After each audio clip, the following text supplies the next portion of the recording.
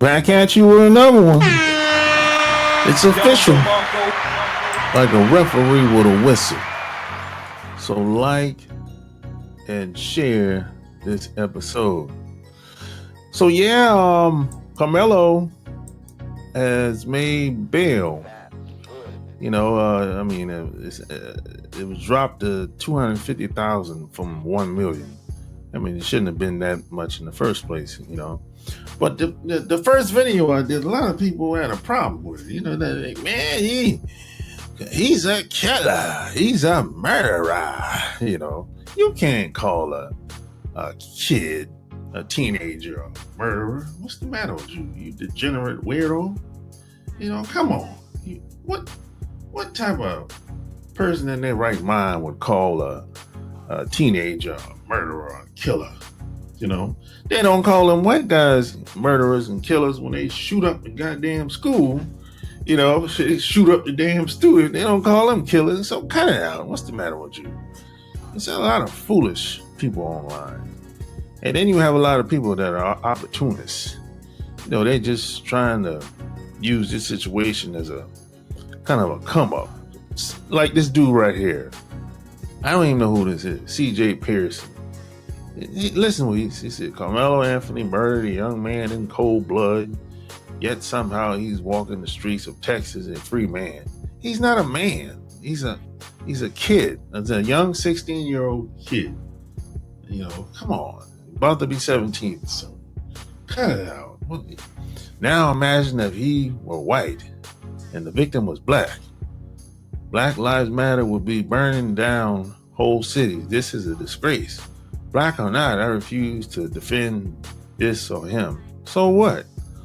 Nobody knows who you are anyway. If he was white, he would probably be free. He'd probably be going to Burger King, getting some food.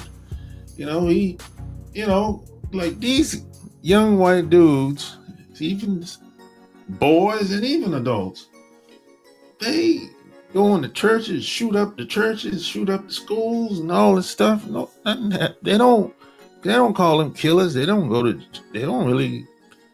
happening to them like that.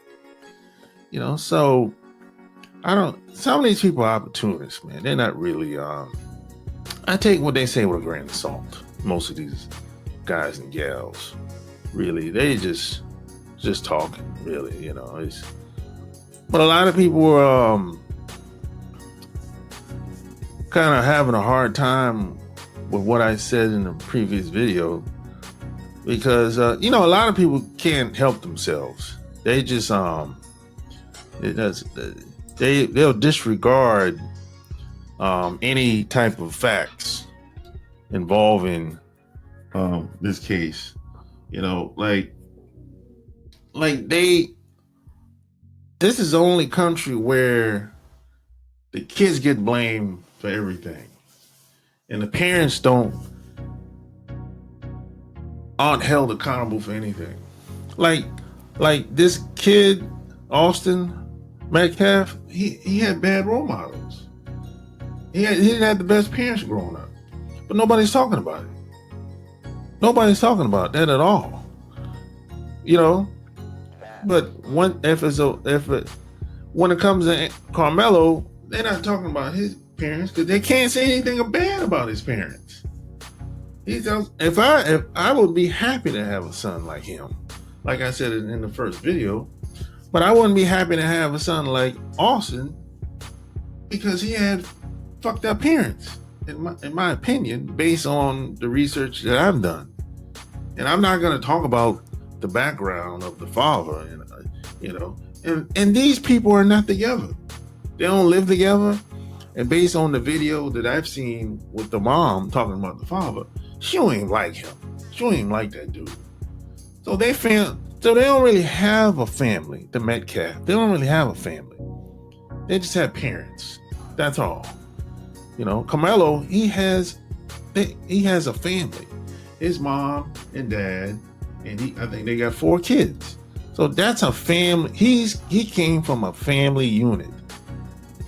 Austin he just got a mom and a dad and a brother. It's a big difference. That's his dad right there. So these two boys, unfortunately, they had bad role models growing up. That's why they were bullies in school. And these kids in school, they know each other. It's not like this is a first time they ran into each other, at the track meet. No, they know each other, because I don't know if you remember how it was when you was in school. See, I went to a white school for a couple months, and I know how it could go. I remember what happened with me. White boys tried to bully me in school, but it didn't work because I stood up. I stood up for myself. And see, if you stand up for yourself, you're going to be perceived as the troublemaker. Now, there's some black boys or some black girls will put up with being bullied by white people or any of the kids. But it wasn't me, and it wasn't Karmelo. So it is what it is. Everybody ain't going to put up with the nonsense. But I understand there's a double standard. And if you stand up for yourself, if you speak up for yourself, you're going to be perceived as a troublemaker. And that's just what it is. And a lot of people, a lot of white people kind of just don't care about the double standards.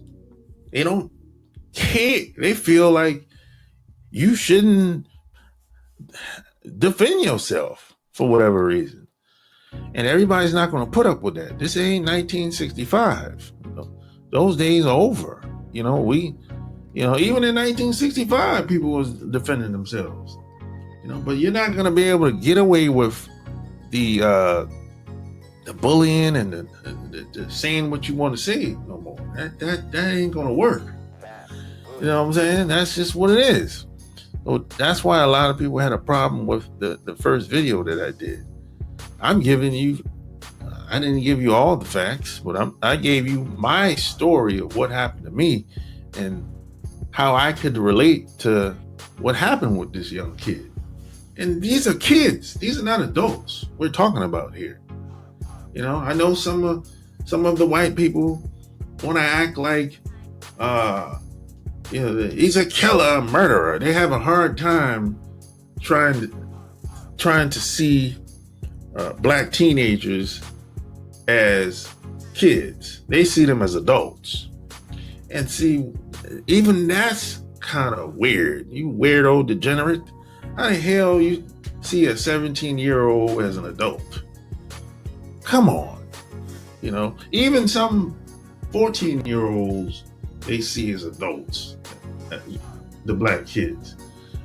Weirdos, man. You got too many. See, the problem is out here today, there's too many goddamn weirdos out here today.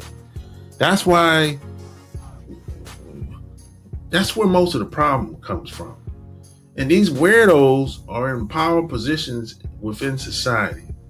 The judges, the cops, the DAs, the Fortune 500 company CEOs. These people are everywhere.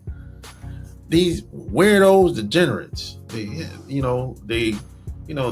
something might have happened to them when they was growing up. They might have got molested. Who knows, man? I don't know.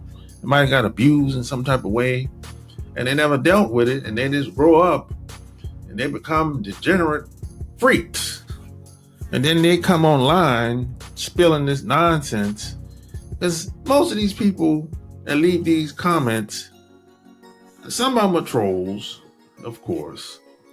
And then you have some people that are just, they hate their life. They hate themselves, so that's why they got to leave negative comments. I've never left a negative comment in my life on anybody's channel, including mine. But you have some people that are miserable, degenerate weirdos, uncivilized mutts, can't help themselves, can't see the logic and what makes sense when it comes to these two kids You know, well, really 3 kids, you know, because it was 2 against 1. You know, like I said in the first video, I said, look, I've gotten jumped before, and it stemmed from the white girls choosing up on me. That happens. If you're on the top of your game, the white girls are going to be choosing. And they tried to jump me, but it didn't work out because they got hands and feet put on them. It didn't work out that well. It didn't end that well for them. And if that happens, even though you're defending yourself, you're going to be looked upon as the troublemaker. And that's okay. That's what it is out here. It's been that way for a long time.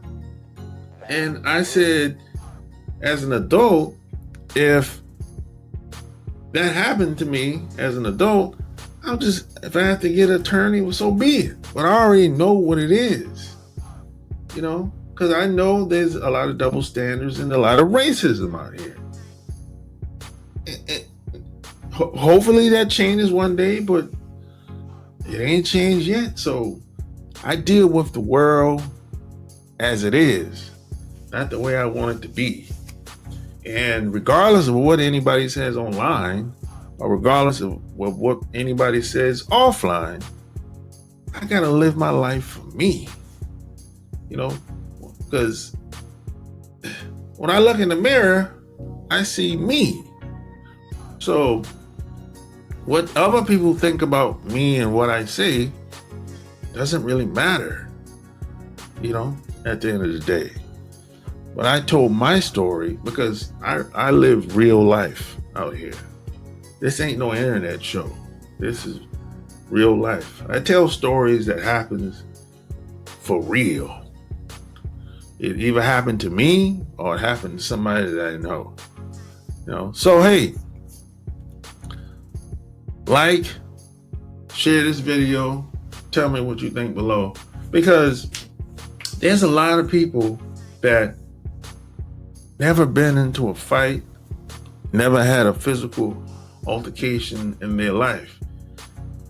That's incredible. How did you do it? How do people manage not to have any type of physical interaction with a guy? Beats the hell out of me. So hey, if you've never had a fight, if you never had any type of physical altercation with another man or another boy, leave your comments below. I'm talking if you never threw a punch, never been punched, slapped, never been in a fight as a boy or a man, leave your comments below. I want to know how you manage to avoid that in the United States of America. That's what I want to know. So like, share this video, leave your comments below, and don't forget to hit the Cash App. Until next time, I'm out. Peace.